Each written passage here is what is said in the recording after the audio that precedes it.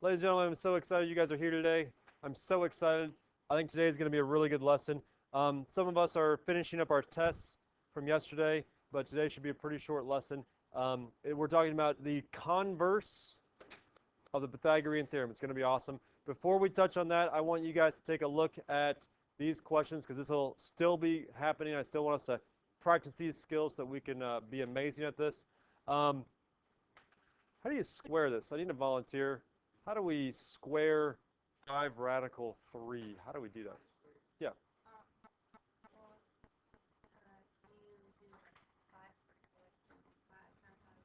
Yep. And what do we do with the square root of 3? What is that?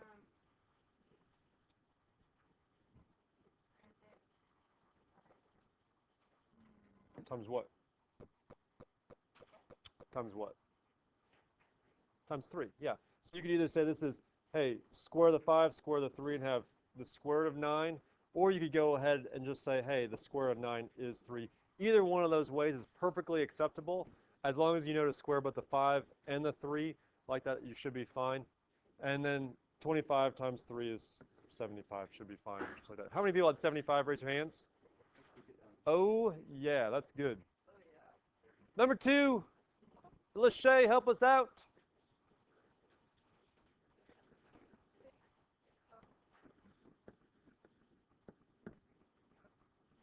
Okay.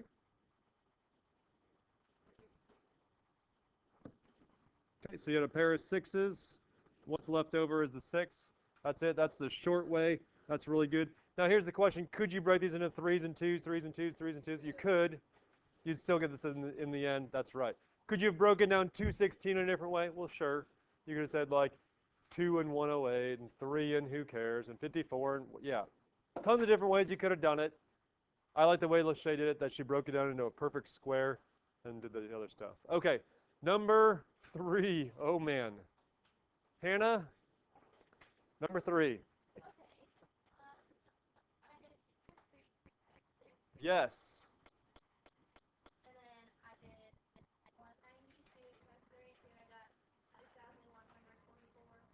194? Oh, goodness gracious. Great balls of fire. There it is. Okay. What does that break into? Would be really easy. Check this out. Would be like 192 and 32. It'd be really easy. Let's do that. 192 and 32. Then what? Let's see 32. 32 is easier. 8 and 4. Then what?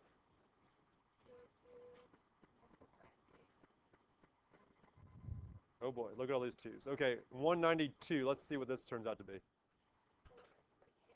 Oh boy. This one's 2 and 2. I got that one.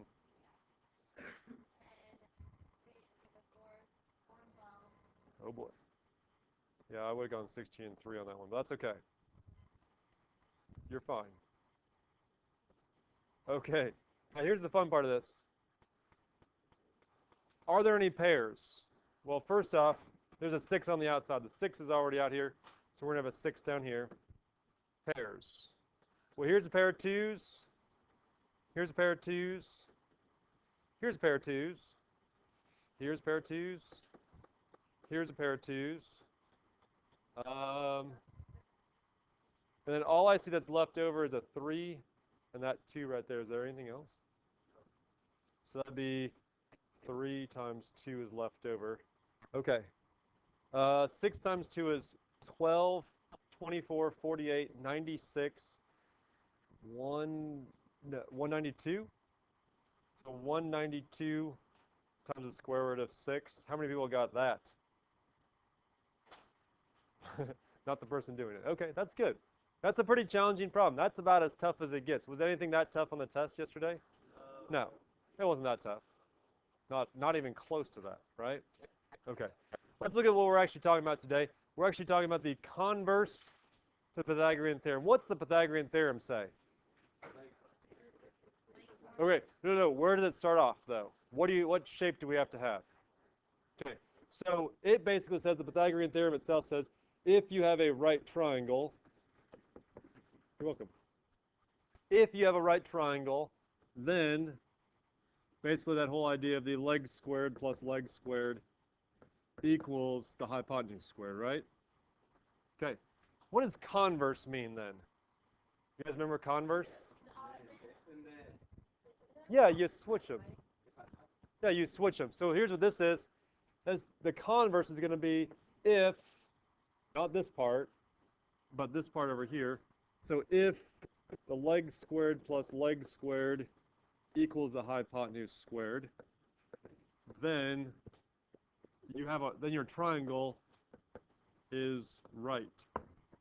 I know I abbreviate a lot of stuff. I'm sorry. I don't know if you can read any of that stuff. They've kind of gotten used to that. I just scribble stuff. So I'm sorry. Okay? And here's what it says. If the square of the length of the longest side of a triangle is equal to the sum of these, that's this part here, then the triangle is a right triangle, okay? So we're going backwards. We're asking the question, is this triangle a right triangle? Okay? And later on, we're actually going to ask, is this triangle an acute triangle? Is it an obtuse triangle? So we're going to answer that question. It says over there on the board, it says, use the converse of the Pythagorean theorem to determine if triangle is acute, right, or obtuse. That's what we're doing today. That's our goal. Let's see how this thing turns out. Oh, put them over here already. Good. I was like, this is not going to be good if I don't have these. You guys would be so mad. You'd be like, we had to take our own notes? No way.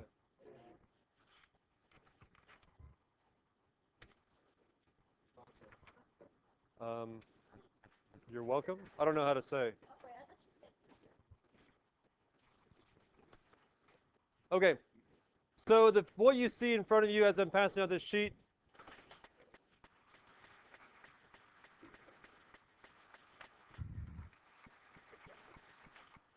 what you see in front of you is these first two triangles. And what we're going to do is we're actually going to look at the Pythagorean theorem based on these triangles. And we're going to know how to square all this stuff, so that's why we went through this. So tell whether the given triangle is a right triangle or not. So all we're going to do is we're using this concept, leg squared plus leg squared has to equal the hypotenuse squared. Okay? So one of the legs is 9 squared. One of the legs would be 15 squared. The hypotenuse is, 3 squared of 34 squared. Okay. Without using a calculator, what is 9 squared? Okay. What's 15 squared? 225. You guys had this memorized. That's awesome. What is 3 squared? 9. What's the square root of 34 squared? 34. That's right. You were the one that did this. Yeah, remember? This is the part over here. Remember when you did this right here? The square root of 3 squared is just the 3. Yeah, we're doing the same thing here. We're saying the square root of 34 is just going to give us, if we square the square root of 34, it's 34. Okay? What's 81 plus 225?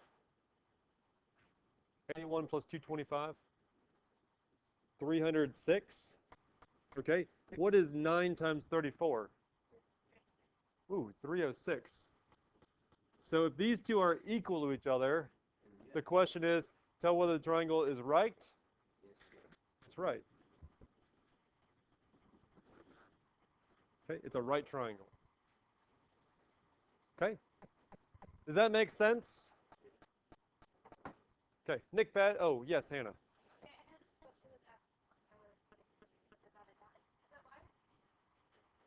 Okay, so right here we're dealing with 3 squared is 9, and a square root and a square undo each other. So that's why I would just, you could do the square root of whatever 34 squared is, and that would, then when you break it down one step, it would then be 34. That's it. Okay. All right. Nick Padden, number 2, how do we set it up? 14 squared. Yeah. So one of the things is we have to kind of assume, okay, that would be our right triangle, so that would be our hypotenuse. Or we'd say, whatever the biggest side is going to be our hypotenuse. That's one of those assumptions you kind of have to make when you're testing this. Okay, I'm sorry. Start over again.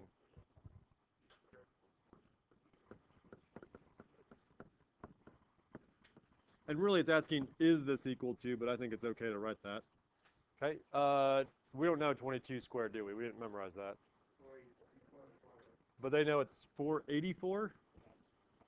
Okay, what's 14 squared? We memorized that. Okay, what about 26 squared? 676. Okay, let's add these two together. Should be 684. Oh, 680. Do those two equal each other?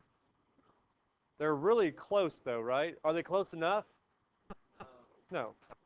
Since those two aren't equal, we can basically say this is not a right triangle. Okay, it's not right. So it's either right or it's not right. Don't say it's wrong. It's a wrong triangle. It might be a yes or no question. I don't know. Right or not right. Okay. Do they really need to show you the triangles? No. No. All you need to decide. It does help a little bit. The only idea here is that you don't really know exactly which one the hypotenuse is unless you realize, hey, the biggest one is going to be the hypotenuse. Okay? Well, it just so happens the biggest one is, so far for us, is always the third one. But I would probably check that just to make sure as you go along. Just make sure whichever one you're doing is the biggest one. So you would set this up as 4 squared plus 4 square root of 3 squared. And you're asking, is that equal to 8 squared? Now you would, but you would probably have to make sure that, is that the biggest one? Oh, Sometimes it won't be. I'm not sure. I'm not going to tell you when, but sometimes it won't be. Sometimes it'll be obvious. Sometimes it won't. Connie, what's 4 squared? Okay. What is 4 squared again? Right there. What's square root of 3 squared? 3. What's 8 squared? 64. So we have 16 plus 48. What does that equal? Oh, so we have 64 equals 64. Is that a right triangle? Sure is. So that triangle, that's right. Is okay? All right. Why don't you guys try number 4 and 5 on your own? OYO on your own. Try it on your own. I will do mine on my own. You guys try these two on your own.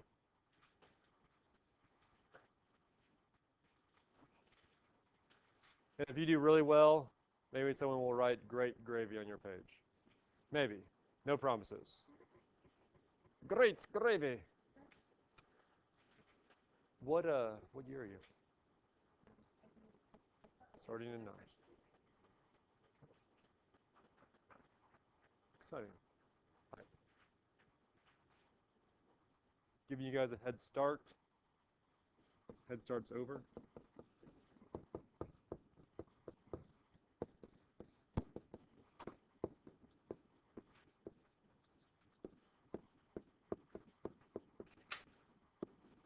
How many people got not right for number 4?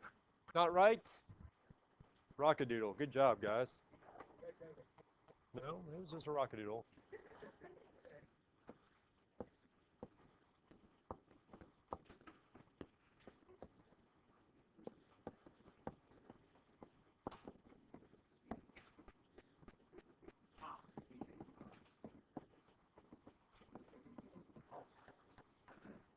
How many people got 61 equals 61 for the last one? Yes, that is good. Questions? so why did you make 61? Oh, so this 61 squared equals, because that's 61, we don't get the square root. The square roots and squared undo each other. It's like if you add 2 and subtract 2. If you multiply by 2 or divide by 2. Squaring and square rooting undo each other. Yeah, that's usually how glasses work. You see better with them on. Okay, any questions 1 through 5? 1 through 5. All right, let's flip over the back. Actually, I'm going to stay over here for just a second. You see this problem right here? Well, too bad. You see how 221 and they're not right, well, what are your other choices? It could either be obtuse or acute, right? Okay? So here's the idea. Let's think about this for a second. This one says the hypotenuse is actually shorter than the square of these guys. Okay? So if I had, what am I drawing? Hold on a sec. Okay, so here's a right triangle. I'll just draw that. It looks like this. Okay? If I was going to lengthen these guys just a little bit, or shorten this guy just a little bit, here's what it would look like. It would look a little bit like this. Okay? So this is a little bit shorter. What was going to be the hypotenuse is a little bit shorter, right? Okay? So this would be a right triangle with a hypotenuse as long as it could be. If you shorten the hypotenuse, what it does is it actually stretches these other legs a little bit closer together, right?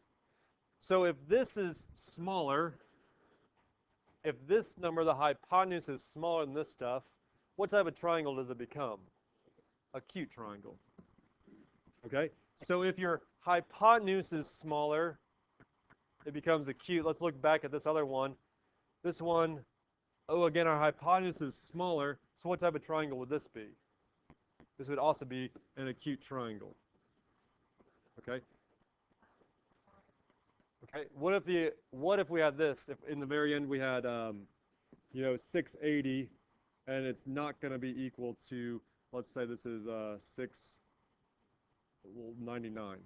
What if it's bigger? What would that have to be? That would have to give us an obtuse triangle. Okay? So here's what this says. This doesn't say it in really nice terms. It's kind of a little blurry over here, and I'm sorry for the graphic. It was the only one I could find, and that's where we're at. So we know that if these are equal to each other, it gives us a right triangle. Okay? If this is a little bit smaller, if this is smaller, well, that means all of our angles are small. They're all acute angles. But if this is bigger, if this number is bigger than the other two, if our hypotenuse is bigger than the sum of the other two, then we're going to have an obtuse triangle. So that's all that diagram really means. But I think, okay, smaller. Which triangle is usually smaller? Well, the acute triangles are usually smaller. Like, cute things are usually smaller than big old, huge, obtuse looking. I don't know. Never mind. Let's try this. Okay. A triangle has the following side lengths. Classify each as either acute, right, or obtuse. Show all your work. You can't just be like, that looks obtuse. That's acute. Don't do that. Okay?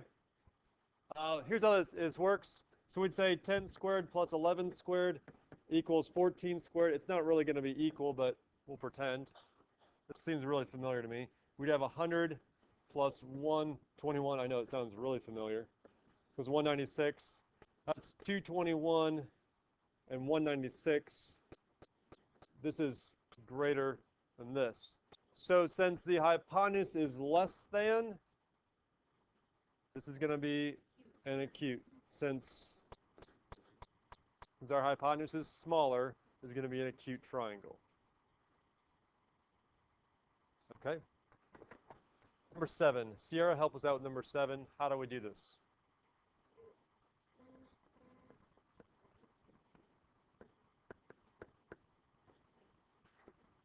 Five times the square root of 13 squared. 10 squared.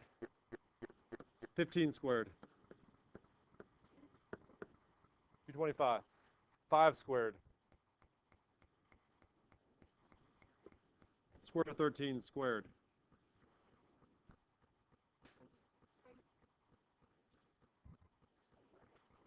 That's it.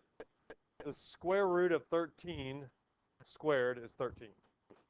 Square roots and squares undo each other, right? Didn't we just say this? Oh, yeah. Okay. Just making sure. I thought I said it. Hannah, what's your question? Why would hypotenuse be at 5 squared or 13? Why would it be 13? What's the square root of 13? What is it? Square root of 13? What's 5 times the square root of 13?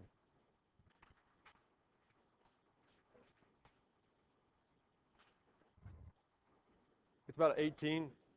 It's about 18 something, so that's why it's bigger. It is bigger. Okay, Sierra, keep going with this problem. What's 100 plus 225? 325 sounds good to me. What's 13 times 25? 325, yeah. So it's 325. So, what type of triangle is this? Yeah, if they're equal to each other, it's a right triangle. If we were to guess, what do you think the last one's going to be? Obtuse? Prove it. Do it yourself right now. Prove it. Oh, and Hannah, the square root of 43 is approximately 7. 7 times 6 is 42, which is bigger than those two. Okay? Next week. No, I think it's actually the next Monday or Tuesday. The next Monday or Tuesday.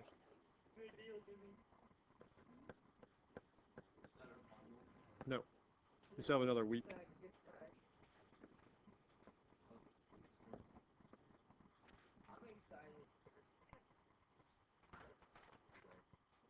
What's 24 squared?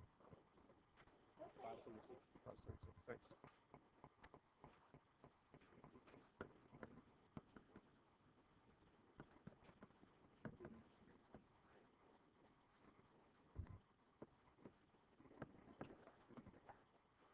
$24.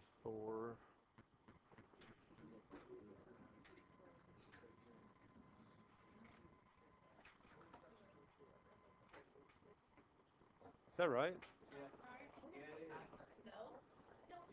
Oh, this is 36. That's totally different.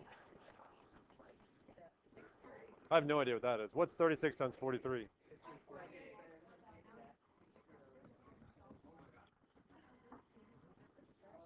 Okay, since 1548 is so much bigger than 1476, obtuse. Okay, is this okay? Is this all right? Okay. Well, you guys are all great gravy in my book, whatever that means. Great gravy. And you guys are going to have a quick assignment, which will be due on Monday.